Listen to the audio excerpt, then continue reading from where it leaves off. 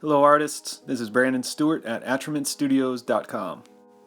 So today we're going to do every art student's favorite thing ever. Yes, the sphere in all its glory. So we've got our sphere. Now I'm dropping in my light source. I like to do a cylinder with an arrow coming out of it. It kind of indicates where the light is coming from. Now I'm going to start dropping in guidelines for the cast shadow, and I'm going to put in some guidelines for where, like the terminator here, is going to be the highlight and the reflected light.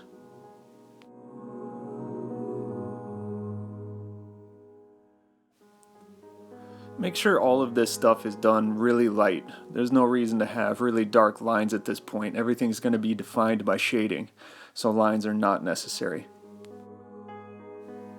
So while I'm blocking in more guidelines for this drawing, I'll let you guys know what I'm using. I'm using a Palomino Blackwing 602 pencil, a kneaded eraser, and Stillman & Burns Zeta Series paper. Alright, let's get to the fun part, the shading. For this, I've sped the video up considerably. So when shading your sphere, always remember your light source. Work pretty light and build your values up as you go. No need to get super dark right away. If you go out of the lines as you're shading, that's okay. You'll get back to that later. So as you're getting closer to finishing, continue building up those values. Get those darks to as dark as you want, then take your kneaded eraser, drop in that highlight, and clean up the edges of the sphere. This drawing exercise is actually really important. Helps you understand how light plays off of an object and can be applied to almost any surface.